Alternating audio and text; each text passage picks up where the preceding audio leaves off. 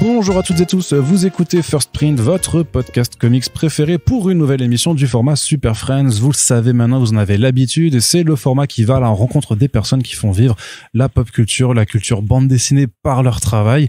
Et vous le savez aussi, si vous nous écoutez, on aime ici à accueillir des gens, des jeunes auteurs qui généralement viennent faire leur première bande dessinée pour leur mettre la pression et leur poser plein de questions, essayer de les mettre le plus mal à l'aise possible. Mais non, je déconne, nous sommes que amour, et aujourd'hui on accueille avec nous Colin Attard. Salut Colin. Salut. Qui est donc un jeune auteur, puisque tu as 24 ans quand même, donc tu es jeune, ou alors peut-être plus 25 maintenant. Non, mais depuis j'ai 25. Ah merde, t'as 25, voilà, il a triché. Mais donc voilà, qui vient de sortir sa première bande dessinée sur le bout des doigts aux éditions Ankama. Et ma foi, comme je te le disais un petit peu avant qu'on enregistre, une bande dessinée autobiographique, alors que tu es si jeune, et en fait où tu te mets en scène, en te racontant toi-même, et aussi en racontant comment tu galères à faire ta première bande dessinée. Ce qui, moi, a immédiatement cliqué en me rappelant donc le travail d'une autrice dont j'ai beaucoup parlé dans ce podcast, qui s'appelle Zoe Sorogood avec It's Lonely at the Center of the Earth. Donc c'est pour ça que je voulais qu'on discute de cette bande dessinée, puisque sur un socle commun, vous arrivez à faire deux choses qui sont très différentes, avec pas les mêmes thématiques, mais quand même une approche expérimentale et le fait de se raconter en bande dessinée. Donc c'est trop cool. Mais du coup, je te laisse la parole déjà. Juste, Colin, est-ce que tu peux un peu te présenter à nous? Voilà, donc tu viens de sortir ta première BD, tu as fait des études d'art avant, tu aimes la bande dessinée en tant que telle depuis longtemps. Alors, c'est vrai qu'il y a beaucoup de questions du coup auxquelles tu réponds dans la bande dessinée, et pour les gens qui te connaissent pas, est-ce que tu peux juste un petit peu nous dire voilà ton parcours et ton rapport à la BD? Ouais, du coup, moi j'ai 25 ans. Quand j'ai commencé cette BD en particulier, j'avais entre 23 et 24. Et en fait, je venais de sortir de mes études. J'avais fait un petit parcours en animation. C'était cool, mais c'était pas exactement ce qui me plaisait. Moi, j'avais toujours voulu faire de la BD. J'ai grandi avec le journal de Spirou, et c'était une obsession pour moi. Je pensais qu'à ça, et j'ai commencé très vite à faire des BD. Et alors quand j'ai découvert les mangas, c'est devenu encore pire. Du coup, ça faisait d'autres horizons à explorer. Et alors quand j'ai découvert les comics, c'est devenu encore pire. Donc en fait, c'était une spirale sans fin, quoi. Genre ça s'est jamais arrêté, parce que quand on pense avoir tout découvert de la BD, il y a toujours un peu plus. Et là où est-ce que j'ai rencontré un mur, en fait, c'est quand je suis arrivé en école d'art, où la BD n'est pas considérée exactement comme un art à part entière, et où est-ce que c'est un peu, je dirais pas que c'est mal vu, parce qu'il y a quand même des écoles d'art qui font de la BD, mais c'est plus que c'est une idée de la BD qui est un petit peu intello, que d'un côté j'aime bien, mais qui est compliqué à faire passer, et moi j'avais envie d'aborder ça de plein de manières différentes. Enfin bref.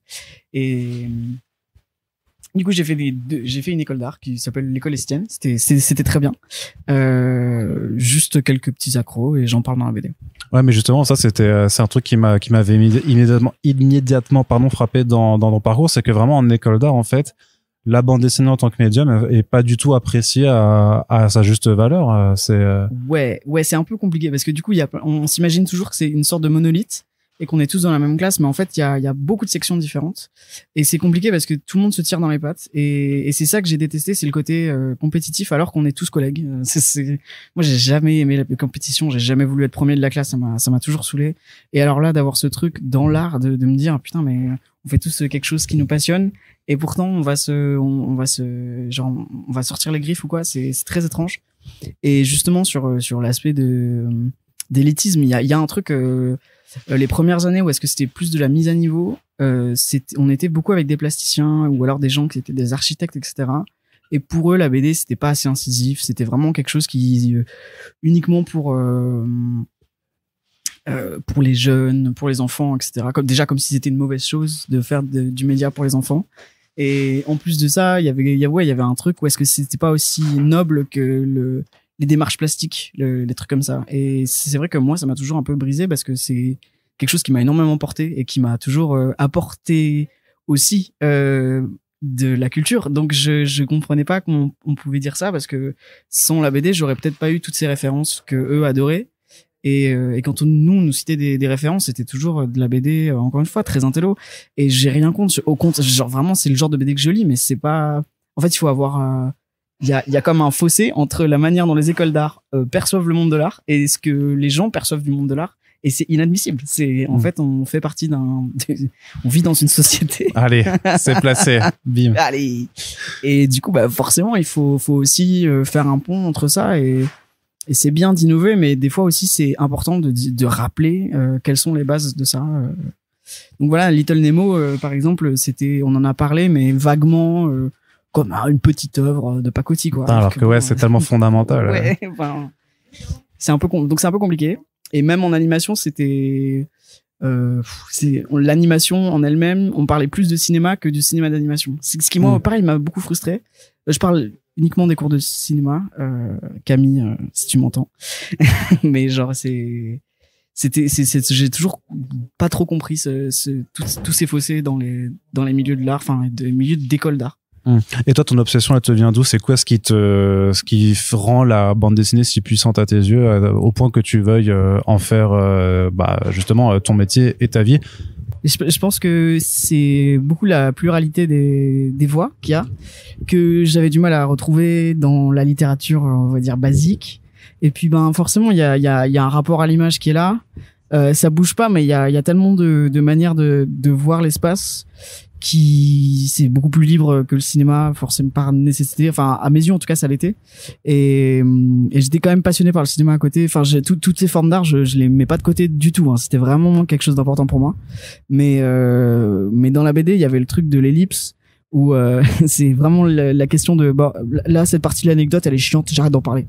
Et du coup, il y avait ça cut hop là et il y avait ce truc de cycle aussi, on va dire, parce que comme je disais avant, il y avait beaucoup le rapport au magazine. Donc du coup Spirou, c'était j'attendais une semaine et je revoyais les choses que je voulais voir. Et donc ça avait un côté sériel que vraiment je trouvais passionnant. D'accord. Et justement, c'était pendant tes études d'art alors que tu as adopté ton style qui fait très BD indépendante, on va dire quoi, pas dans une économie, c'est pas minimaliste non plus, mais t'as une certaine économie quand même dans le dessin. Comment est-ce que tu forges ton propre style de dessin? Et comment tu sais que t'as trouvé le bon aussi? Ouais. Alors pour la question de trouver le bon, je pense qu'on sait jamais. Et c'est ça qui est abominable, c'est que on se dit toujours, on est dans une perpétuelle, enfin en tout cas moi je suis dans une perpétuelle remise en question. Mais non, je pense que j'avais style avant et qui m'a vachement joué des tours. Parce que quand j'ai voulu faire de la BD, on m'a dit c'est trop de l'animation. Et quand j'ai voulu faire de l'animation, on m'a dit c'est trop de la BD. Alors du coup, c'était jamais assez bien. Et même en termes de de réception auprès d'autres personnes, c'est vrai que c'était un peu compliqué de toucher tout le monde parce qu'il y avait le truc un peu. On m'a vachement dit, c'était le terme qu'on a utilisé, je déteste, c'est névrosé. Et c'est vraiment comme terme je trouve ça abominable, mais bon bref. Et d'un côté il y avait quelque chose de ça, ouais, peut-être que c'est un truc anxieux, mais pour le style je pense que j'ai baigné dans un mélange de plein de choses à la fois. Et il y a toute l'association, la maison d'édition, l'association qui m'a influencé. Il y a Spirou qui a quand même une portée qui est vaste. Et donc en fait c'est tous ces styles parce que j'ai jamais su faire la différence, en tout cas dans la réception émotionnelle que moi j'en ai eu. Alors du coup c'est juste venu assez naturellement, mais je pense pas que ce soit l'école d'art qui m'a donné ma voix. Il y avait pas d'académisme ou quoi, donc vraiment j'ai fait comme j'ai voulu, et c'est ce qu'on m'a toujours reproché aussi. Et c'est vrai que je suis une tête de mule, mais j'aime bien ça. Et pour l'économie de traits, franchement je l'avoue volontiers, oui, mais c'est parce que je suis un peu fainéant aussi. Vous êtes nombreux comme ça en fait, pas fainéant, mais en fait à utiliser aussi des astuces en fait sur des choses parfois où vous avez pas l'envie ou que vous êtes pas forcément à l'aise, enfin vous les artistes quoi, mais de se dire, et même moi quand je gribouille j'ai pu l'expérimenter, qu'en fait un aplat noir c'est vachement pratique, genre si t'as envie de faire des détails par exemple, tu vois. Bah oui, c'est ça en fait. C'est la question, c'est pas, enfin ça a jamais été la virtuosité, c'est qu'est-ce que tu vas représenter dans ton cadre. Après effectivement il y a quelque chose de charmant dans tout ce qui est les motifs, les trucs comme ça, j'adore, mais il y a aussi un charme à savoir résumer ce que tu veux raconter, et à trop vouloir dire des choses graphiquement, ça devient brouillon et ça devient illisible, et surtout on perd le propos. La BD c'est pas que du dessin, c'est pas que de la virtuosité, dans tous les cas c'est aussi du texte, ou alors c'est de l'intention, et je trouve que parfois on peut se perdre là-dedans et il faut faire très très attention encore une fois sur la question de la virtuosité que je trouve qui revient énormément et moi c'est un truc que j'aime pas dans certains travaux, surtout dans les mangas par exemple, où est-ce que les décors sont quasiment rotoscopés. Bah ça m'intéresse moins que Taiyo Matsumoto qui fait des perspectives qui sont toutes tordues, etc. Mais c'est hyper intéressant et ça veut dire quelque chose, quoi. Et pour Amer Béton, il fait des perspectives complètement déglinguées, mais à côté de ça, dans Sunny, c'est des maisons toutes tremblotantes, avec des enfants qui eux-mêmes sont un petit peu instables, et c'est ça qui est intéressant, c'est qu'il y a une intention derrière le trait, et trouver ça et arriver à le rendre sensible, ça demande beaucoup de patience, et je pense que c'est ça qui est difficile et on s'en rend pas forcément compte. Alors du coup on dit qu'on est fainéant, mais en vrai on réfléchit pendant 2 heures sur un petit trait de merde, et voilà. Merci. Ta première BD parle de toi, donc c'est ton sujet, c'est quelque chose qui t'est venu d'instinct, de dire je vais faire une BD où je vais raconter ma vie. Et si j'étais Thierry Ardisson, je te dirais, mais enfin Colin, est-ce que c'est pas un peu égocentrique à 24 ans de déjà faire une BD pour raconter sa vie? Bah c'est drôle parce que Thierry Ardisson vit dans ma tête. Moi-même, c'est quelque chose vers lequel je me serais pas tourné naturellement. C'est en fait à force de raconter des histoires qui m'arrivaient, qui étaient parfois un peu glauques, et on me disait mais tu les racontes d'une manière qui est quand même assez drôle, et dans l'euphémisme, hein, quand même assez drôle. Donc j'ai pas dit hilarante, mais juste un peu assez drôle. Et genre on m'a dit mais essaye d'en faire de la BD, enfin faire des trucs, etc. Tu vas voir, ce serait peut-être intéressant. Et donc j'ai commencé par faire des planches, ça me plaisait pas. Et après on m'a offert un carnet, et dans le carnet j'ai commencé à faire des planches qui se suivaient, et où est-ce que je disais mais je galère à me dire mais pourquoi j'irais faire une BD sur moi, mais qu'est-ce que moi j'ai à raconter, et où est-ce que d'un côté j'avais aussi une autre voix qui disait mais t'as des trucs à raconter, tout le monde a des trucs à raconter en fait. Je veux dire, la BD, c'est toujours que des choses de sur les personnages à qui il arrive des trucs, et ben toi aussi tu peux être un personnage de BD, et dans tous les cas tu t'es toujours vécu comme un personnage de BD parce que t'as jamais su rentrer dans les cases, sans mauvais jeu de mots. Et c'est ça qui m'a porté au début, donc je l'ai présenté à mes éditrices, et le projet a commencé, etc. Enfin, j'ai présenté à mes éditrices, hein. Je simplifie évidemment, c'était beaucoup plus compliqué que ça, mais raconte-nous comment c'est compliqué. Est-ce que ça intéresse aussi peut-être des aspirants et aspirantes auteurs-autrices?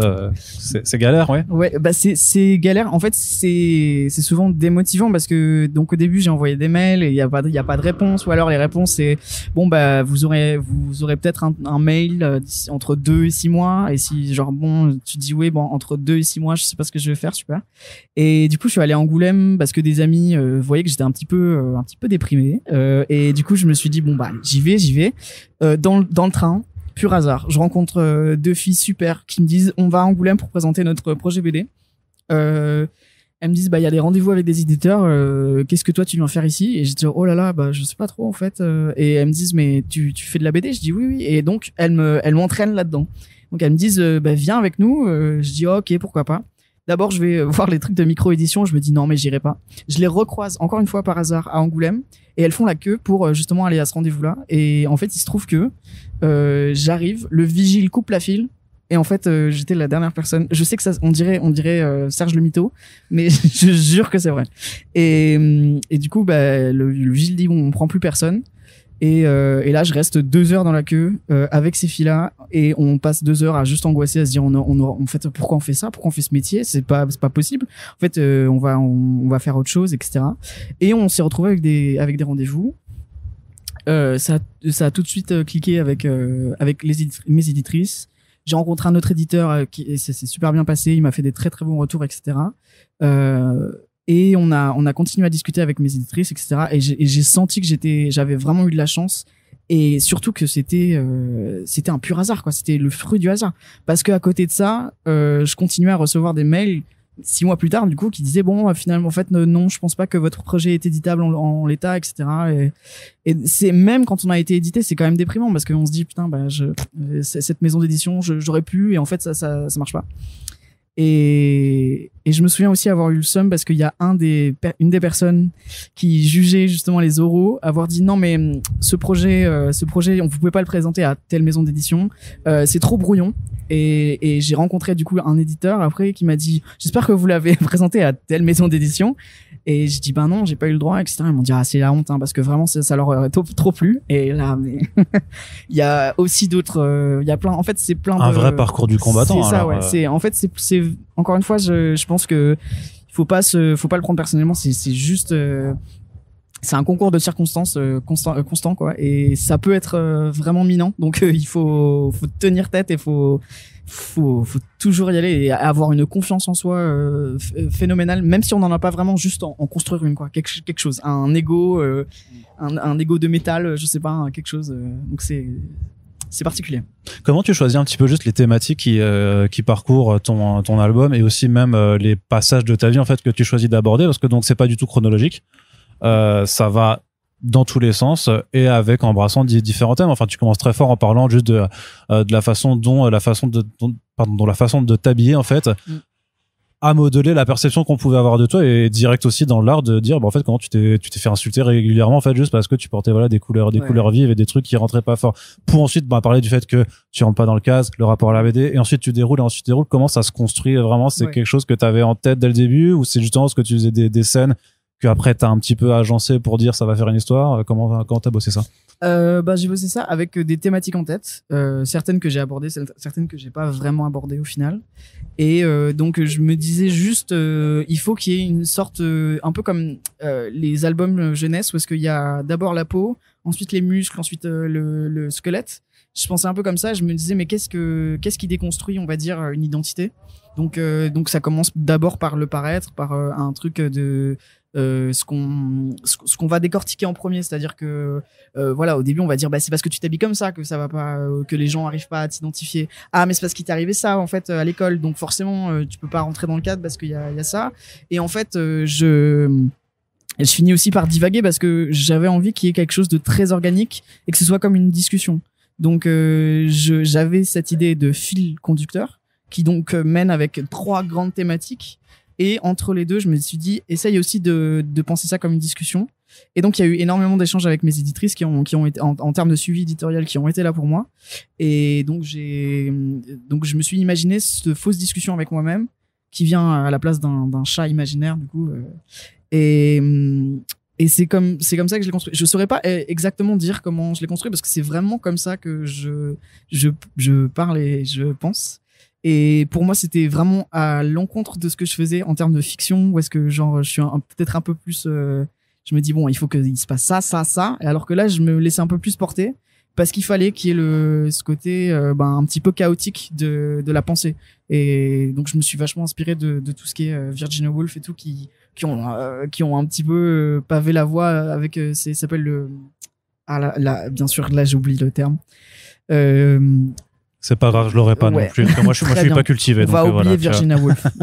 Mais c'est bien de la citer. Voilà.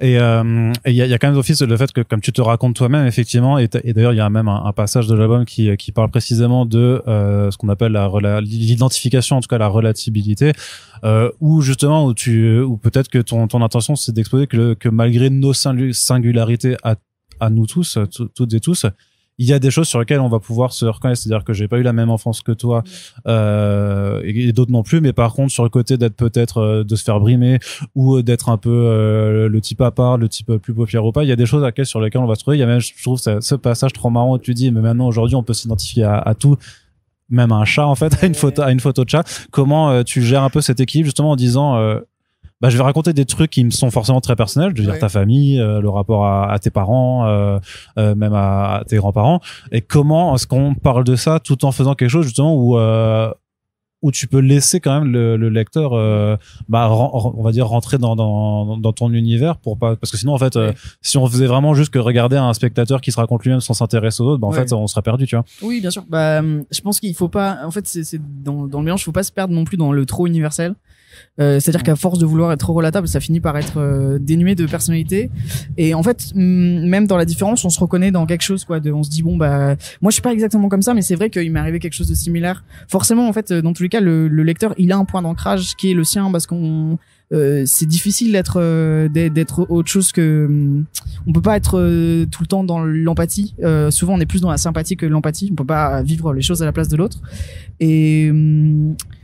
Et je sais pas exactement comment décrire la manière dont j'ai fait pour que ce soit relatable, mais c'est toujours prendre ce pas de recul qui est encore une fois représenté par le deuxième personnage qui vient dans la discussion et dire voilà, en fait c'est les personnages fictifs sont pas plus que les projections de ce qu'on a, quoi, du lecteur et de l'auteur sur son vécu, etc.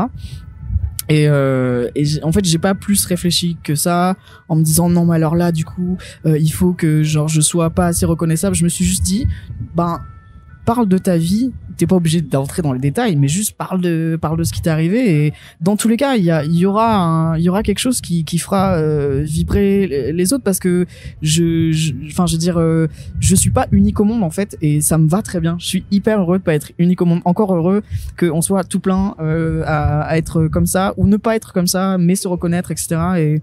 Et je pense que c'est aussi la force du lecteur et pas forcément la force de l'auteur. Voilà, bref, pardon. Ouais, et aussi un peu dans l'idée de pas forcément chercher à être exceptionnel, à pas être vraiment le chosen one, en fait, et de dire que tu peux effectivement raconter la vie d'une personne lambda en tant que telle, et réussir à en faire quelque chose qui peut parler par contre à énormément plus de monde. Oui, c'est ça. Moi, je voulais pas faire. Enfin, je veux dire, j'ai pas écrit Persepolis. J'ai pas vécu des choses comme Marjane Satrapi. Je veux dire, en fait, et même si j'en avais vécu, c'est pas le sujet de cette BD. Cette BD, même si c'est de l'autobiographie, on parle de moi, c'est mon nom. Il y a l'identité de certaines personnes que j'aime, etc. Mais c'est quand même pas mon histoire à part entière. C'est l'histoire d'une personne qui est née à ce moment-là et qui vit ces choses-là. Et j'avais envie qu'il y ait aussi ce truc de se dire, ça pourrait être n'importe qui. C'est moi, et je choisis que ce soit moi, pour que n'importe qui vienne se dise ah putain, mais lui là il a écrit ça, une BD sur lui, alors que sa vie ça va, et donc c'est possible de se poser ce genre de questions, d'avoir ce genre de recul sur ma propre vie, se dire en étant quelqu'un de lambda, je suis quand même quelqu'un il m'arrive des trucs super, ou pas d'ailleurs, des fois il nous arrive des trucs nuls, et dans la BD il m'arrive plus de trucs nuls que de trucs chouettes, mais je me suis pas à plaindre du tout pour autant. Il y a un passage de la BD où tu galères toi-même, en fait, quand on te demande, quand ton alter ego te demande de parler de ta famille. Mmh. Et d'ailleurs, de toute façon, tu mets en scène quand même beaucoup, en fait, de ton entourage. Est-ce que c'est quelque chose dont tu avais plus ou moins peur de mettre en scène d'anciens camarades que peut-être que d'anciens camarades de promo se reconnaissent dans leur truc, que ton copain est-ce que t'en as discuté avec lui avant de l'inclure dans la BD, tu vois? Est-ce que c'est quelque chose auquel tu réfléchis beaucoup, comme ce que tu mets en scène dedans, de parler des autres? Ah bah oui, bien sûr, parce que autant soit c'est facile, mais alors dès que c'est les autres, je me dis ah là là, mais je suis en train de voler la vie de quelqu'un. Surtout que le mettre sur papier, c'est quand même un engagement certain. Pour ce qui est de mes potes, en général, je leur en ai parlé, même des anciens camarades de promo. Il y a personne à qui j'ai fait des crasses, en tout cas, ou alors il faut se signaler tout de suite, mais je dis pas des choses vraiment méchantes, donc j'avais aucune honte. Pour ma famille, j'avais plus de réserve pour plein de raisons, et en plus parce que il y a un certain, comment dire, c'est pas la même relation forcément avec la famille, surtout quand on fait ce genre de métier, où est-ce que c'est un peu ce métier de bohème, c'est plus compliqué, et j'avais pas envie de voler des parts d'eux, et j'avais pas envie de trop parler d'eux non plus. C'est-à-dire j'avais envie de dire voilà, je les aime de manière inconditionnelle, voilà qui ils sont, mais je voulais pas commencer à raconter, je veux dire, ils ont leur vie de leur propre côté, et je trouvais ça égoïste de commencer à dire voilà, Jean-Jacques il vit à telle adresse, machin, et c'était hyper compliqué. J'avais pas envie de ça, et dans tout cas c'était pas un récit uniquement sur la famille. Ça parlait du rapport à la famille forcément, mais je voulais pas commencer à rentrer là-dedans. C'est pas les affaires du lecteur dans tous les cas, et c'était plus pour dire voilà le modèle familial dans lequel j'ai grandi.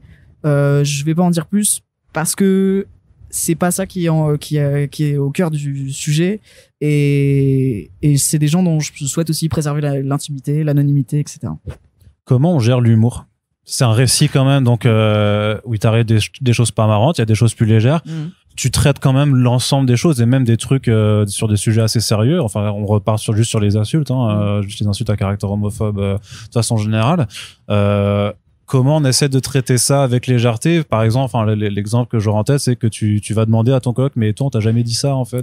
Tu vois, on t'a fait des remarques. Ou même la façon dont, à un moment, tu évoques, la façon dont, avec tes potes, vous vous charriez en disant, ah, mais toi, t'as des lèvres de suceur, des choses comme ça. T'arrives vraiment à trouver de l'humour un petit peu partout pour que même, voilà, des situations qui sont, je pense, à vivre pas très agréables. Et l'air un peu plus léger, ou alors que toi tu prends une certaine distance aussi, alors comment, et de toute façon comment on fait pour être drôle en BD aussi, voilà. Vous avez 3 heures. Oh pétard. Déjà j'espère que je suis drôle. Je pense que je suis pas drôle pour tout le monde, que oui, ça c'est voilà, voilà, c'est subjectif, c'est le truc de base. L'autre truc de base, c'est que l'humour c'est aussi beaucoup de survie pour dans beaucoup de communautés. Je pense à beaucoup de communautés oppressées aussi. Je pense qu'il y a vachement de ça. C'est ce qu'on retrouve. Je vais commencer à citer le Jamel Comedy Club, mais en vrai, quand on voit justement la nouvelle vague de l'humour qui parle du racisme en le prenant, je dis pas que je subis du racisme, hein, loin de là, mais je dis plus que je pense qu'il y a toute une vague d'humour qui vient dire en fait autant en rigoler, j'en ai marre de faire semblant que ma vie c'est un drame social, ça l'est pas, et genre j'ai plein de joie.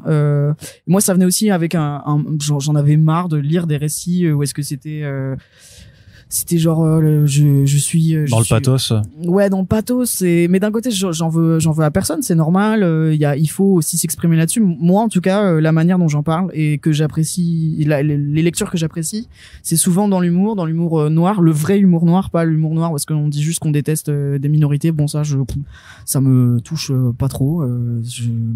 Mais de l'humour noir qui se moque de situations qui sont qui sont pas terribles, et juste se dire autant en rire. C'est vraiment moi je prends au pied de la lettre, je raconte les choses telles que je le vis, et ça vient assez naturellement. Je suis pas en train de dire que je suis hilarant de manière naturelle, mais il faut, c'est le truc du pain sans rire quoi. Il faut dire les choses et pas s'arrêter. Je crois que c'est une technique d'humoriste, genre de pas attendre le rire, il faut juste enchaîner, et c'est là que viendra la meilleure delivery, comme on dit dans le milieu du stand-up.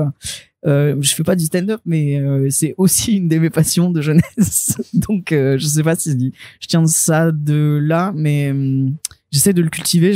Et franchement je comprends pas trop comment ça fonctionne, et j'essaie de pas trop comprendre comment ça fonctionne. Je sais pas si c'est clair, mais je trouve que ça aide à rester un petit peu. C'est-à-dire que tu faisais pas de relecture particulière avec d'autres, alors déjà avec tes éditrices peut-être, aussi pour voir si ça fonctionne. Si, mais en fait j'ai fait ça toute ma vie quoi. J'ai toujours fait des relectures aux gens quoi. La manière dont, et c'est pour ça qu'on m'a dit essaye de le mettre sur papier, la manière dont tu le racontes là, et je sais, je faisais exprès, enfin je veux dire, ou pas, ou peut-être inconsciemment, justement quand j'ai subi des agressions, je le racontais de manière drôle, et je disais non mais ça va en vrai, et je voyais de quelle manière je pouvais le tourner pour que ce soit encore plus drôle, alors que c'était des choses qui étaient pas drôles du tout, mais parce que comme je le disais juste avant, c'est de la survie aussi quoi. C'est se dire c'est bon, en fait c'est bon là, je suis hyper heureux d'être là, et c'est un truc avec lequel moi j'ai toujours grandi quoi. Ma mère qui était qui pouvait pas montrer qu'elle était désespérée, que je me faisais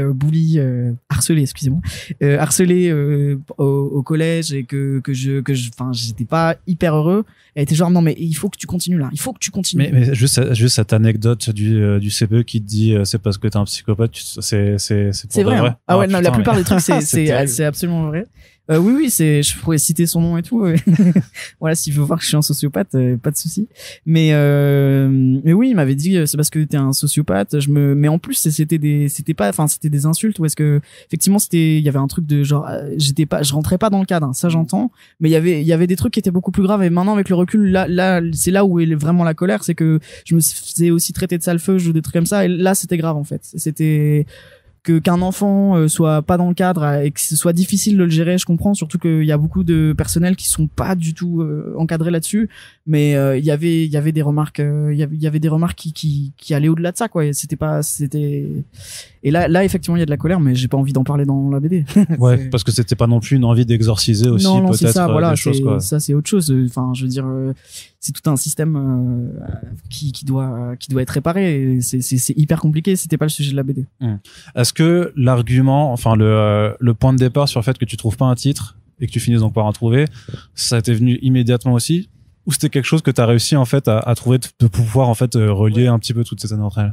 La BD commençait autrement avant. C'était un peu plus trashos, mais pas trashos horrible, hein, juste ça commençait avec Colin qui hésitait de parler sur lui, mais je trouvais que c'était moins fluide à la lecture. Et le truc du titre, c'est vraiment genre, j'ai l'impression que tous les blogs BD ont fait un article où est-ce que c'était genre aujourd'hui j'ai le syndrome de la page blanche, et je me suis dit mais moi aussi je vais refaire un article où est-ce que j'ai le syndrome de la page blanche. Et dans tous les cas c'est un vrai truc que tout le monde ressent. Enfin je veux dire, il n'y a pas besoin d'être auteur de BD pour ressentir ça, même juste un sentiment de passage à vide. Et le truc, et avec le titre je me disais mais c'est vrai que c'est un titre qui parle de lui-même. Donc et vu que pour moi la fin était une évidence, je me suis dit mais il fallait qu'il y ait une sorte de cycle, que à la fin du livre on revienne au début, et que ce soit pour expliquer qu'en fait bon désolé spoiler, mais en fait il y a pas de réponse à la fin de la BD. La BD pose plein de questions et ça dit en fait c'est infini. Dans tous les cas tu vas passer à autre chose dans ta vie et tu vas te dire mais en fait je suis qui, et ça va jamais s'arrêter, et c'est encore une fois ça qui est formidable, c'est que genre ça continue quoi. Et du coup j'avais envie que ce soit un petit questionnement vraiment tout bête qui puisse répondre à la fin, mais et que ça fasse vraiment comme une dissertation quoi. On passe juste en spoiler alerte pour la prochaine question. Donc si vous n'avez pas lu la BD, je vous encourage à y aller, c'est disponible chez Ankama. Et coupez le podcast sinon, parce que c'est un élément qui est présenté un petit peu comme un truc dans ta BD, et sur lequel tu dis que tu veux pas en faire tout le sujet, mais parce que donc tu parles de ta transidentité, et clairement c'était un choix aussi de l'amener comme une forme de ouais, c'est ça, de twist, parce que en fait tu dis à la fin que si on t'a perçu de façon comme un garçon depuis le début, c'est qu'en fait voilà, c'est pas tant un twist que ça, mais c'est quand même une chose que tu voulais pas mettre dès le départ, tu vois. Ouais, clairement. En fait parce que déjà je voulais pas en faire un genre un récit de vie trans qui soit exemplaire, etc., parce que je suis pas exemplaire, il y a personne qui soit exemplaire sur cette terre dans tous les cas.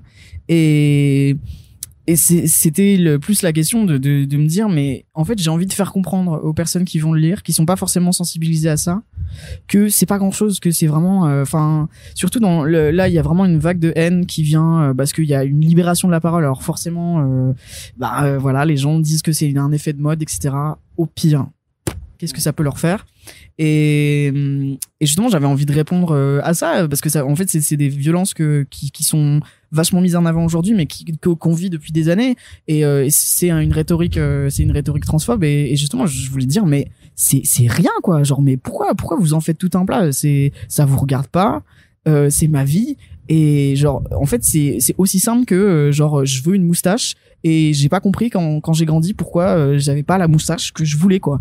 Et c'est en fait que c'est beaucoup plus bête, et que ça change d'une personne à l'autre, parce que je sais que ça c'est moi, et que quelqu'un d'autre dira autre chose, mais pourra quand même se reconnaître dans ces idées-là. Et oui, sur la question des personnages fictifs, je comprends pas comment ça se fait qu'il y ait des gens qui arrivent à mégenrer certaines personnes ou à être transphobes, alors que des personnages fictifs ça les dérange pas, de la même manière que voilà, c'est comme le truc d'appeler des chiens ma petite puce, ou etc., mais être incapable d'appeler un enfant qui demande à être genré correctement quoi, je trouve que c'est bizarre quoi, que on est tous obsédés autour de quelque chose qui est quand même ouais, moi ça me travaille. Je comprends pas pourquoi les gens réagissent aussi fortement. Et est-ce qu'il y avait une forme aussi du coup de démarche, on va dire peut-être personnelle, par rapport à ton propre parcours sur cette question-là, du fait que Colin dit au revoir à l'ancien Colin du coup dans la BD en ouverture, et sur une scène qui est super touchante quoi, où tu te parles à toi-même en disant c'est sûrement ce que mon ancien maman m'aurait dit, et je sais pas si c'est aussi même pour toi personnellement une façon d'accomplir une démarche ou je sais pas trop. Enfin, pour moi, c'était, il y avait plutôt c'était plutôt un message sur la question de, on se dit toujours, mais qu'est-ce que tu dirais à la personne que tu étais avant? Alors ouais, franchement, si j'y pense plus de 5 minutes, je pense que je me mets à pleurer, mais c'est pas là. Enfin, est-ce que c'est vraiment ça? Parce que je suis pas le Colin d'il y a 10 ans. En fait, c'est toujours moi, et le fait de séparer l'enfant que j'ai été, de séparer l'adolescent que j'ai été de l'adulte que je suis, comme si je devais me séparer de tout ça. En fait, c'est qui je suis maintenant. Donc c'était plutôt pour venir faire un contre-pied à tous ces trucs, tous ces récits qui disent voilà. Genre je suis fier d'être qui je suis aujourd'hui, genre j'espère que tu es fier, genre petit machin, pour moi ça résonnait pas comme ce que je ressentais, et je suis évidemment plus la même personne dans le sens où j'ai grandi, mais justement c'est ce que dit le jeune Colin, il dit mais de quoi tu parles en fait, moi je suis un figment de ton imagination, je n'existe pas réellement, et en fait surtout je dis ce que tu as envie que je dise, mais genre tu sauras jamais ce que j'aurais dit, et je trouve que c'est ça c'est vrai que tu restes sur le conditionnel dans ta dernière phrase, quoi. C'est ça, enfin, c'est de cette séquence. Et c'est ça qui est hyper important, c'est qu'on dit toujours ça, mais on sait pas. Ça se trouve, le mois de 10 ans, il aurait pas supporté me voir, et m'aurait dit, oh, mais t'es un gros loser, en fait, j'en sais rien, et je peux pas savoir, et c'est pour ça que je pense que je pleurais au bout de 5 minutes, c'est que je me dis, mais je sais pas, et j'ai pas, et c'est, pour moi, c'est pas la question, quoi. C'est dans ce genre de truc. Après, ça se moque aussi beaucoup des méthodes de psychanalyse, etc. Le développement personnel, un peu, j'imagine. Voilà, ouais. et gentiment, hein, je prétends pas du tout être ultra connaisseur, mais pour moi, c'était comme ça que j'avais envie de finir. Voilà, de revenir un peu sur ces méthodes-là. Ok. Ça soulage quand tu couches la dernière planche? Que t'as ta pile de fer. Tu dessines en papier, pas en numérique. Ouais, je dessine en papier, ouais. Quand t'as fini de gratter, là, tu te dis, enfin, il y a un moment où tu te dis, waouh, je suis trop fort, vraiment, je pourrais déplacer des montagnes. Et 5 minutes après, tu te sens vraiment comme une merde. Quand la BD elle sort, tu te dis, bon, bah d'accord, bah c'est fini, voilà. Tu rencontres des gens, t'es genre, je suis la meilleure personne au monde. Et 5 minutes après, tu te sens pas. C'est vraiment des vagues. Je fais un signe et on verra pas. Ouais. C'est vraiment des montagnes russes, mais c'est génial. J'adore les sensations fortes. T'as déjà eu, du coup, parce que là, on est à qui début, donc je sais pas si c'est ton premier salon, c'est pas tes premières séances de dédicaces, parce qu'il me semble qu'il y en a déjà eu quand même. J'ai fait plusieurs dédicaces, mais c'est mon premier festival en tant qu'auteur. Voilà, et pareil, c'est juste un peu de voir comment ça fait. Et trop étrange de devenir un festival. J'étais terrifié toute cette semaine, et puis la seconde où j'ai mis un orteil dans le train, j'étais tout va bien en fait. Et c'est super parce que ça ça met aussi ça illustre vraiment les différences de public qu'il y a et comment ça fonctionne. Ça permet aussi de voir qu'il y a beaucoup de gens qui se mobilisent pour voir de la bande dessinée, parce que là c'est des lecteurs qui ont eu la motivation de venir un vendredi à un festival, ce qui est hyper chouette, et donc ça donne envie de continuer parce que il y a tellement de gens qui viennent et pour des bonnes raisons. Bon, et pour le moment, même avec mes voisins de table, j'ai pas eu de gens relous. Parce que justement il y a beaucoup de gens qui ont tendance à tout de suite aller vers le négatif, ce qui est tout naturel, hein, mais parce que c'est plus drôle, mais pour le moment vraiment que des gens adorables, quoi. En plus c'est ça qui rend trop heureux, quoi. J'ai l'impression d'avoir une petite importance dans le monde, ce qui en ce moment fait du bien. Et du coup, t'as la pression pour le prochain album déjà? Tu as déjà réfléchi? Tu sais déjà que tu vas te mettre la pression aussi en disant qu'est-ce que je fais? Ouais. Est-ce que je me raconte encore? Est-ce que je vais dans la full fiction? Sachant que même dans la fiction, tu te raconteras forcément un petit peu. Quoi, voilà. Non, mais je vais aller dans la full fiction. Dans tous les cas, moi, c'est ce que je voulais faire dès le début. On m'a beaucoup demandé s'il allait y avoir une suite à ça ou quoi. Dans 10 ans, quoi. Oui, c'est ce que je répétais à chaque fois. Faut que tu vives, hein. Oui, c'est ça. J'ai pas, en voyant les blocages que j'ai eu, je me suis dit, mais je suis désolé, je vais pas raconter plus de trucs là. Encore une fois, il y a pas que moi en jeu. J'allais dire un truc horrible, genre quand ma mère sera morte. Je plaisante, maman, je t'aime. mais c'est un truc que j'ai vraiment envie de faire, c'est la fiction, et ça fait des années en fait que ça dure, que j'ai plein de projets que j'ai pas pu faire parce qu'en animation j'avais moins de temps, etc. Et là je suis à fond sur plusieurs projets que je vais présenter, que j'ai trop hâte de présenter, et pour le moment j'ai pas trop la pression. Je me dis juste je vois les gens ont envie de lire ce que je vais présenter, et j'essaie de pas trop me questionner là-dessus, juste me dire voilà, c'est la question qui vient à chaque dédicace, et vraiment je pourrais pas être plus heureux. Donc voilà. Trop bien, merci beaucoup de ton temps, Colin, ça fait vraiment super plaisir d'avoir pu discuter avec toi. Et donc pour ceux qui nous écoutent, donc ça s'appelle Sur le bout des doigts, c'est disponible aux éditions Ankama. Et donc quand en général on fait les interviews dans ce podcast, c'est qu'on vous recommande la lecture. et notamment en attendant la VF de It's Lonely, je pense que ce sera une très bonne mise en jambe aussi pour voir comment ce que je disais en début, sur un socle commun on arrive à faire des choses très singulières, très différentes et de bonne facture. C'est ça qui compte. Merci à toutes et tous de nous avoir écoutés. Pour soutenir le podcast, il suffit de le partager sur les réseaux sociaux. Puis je vous dis à très bientôt pour la suite des prochains podcasts. Colin, peut-être qu'on se reverra d'ici quelques temps quand le deuxième album sera sorti. Merci.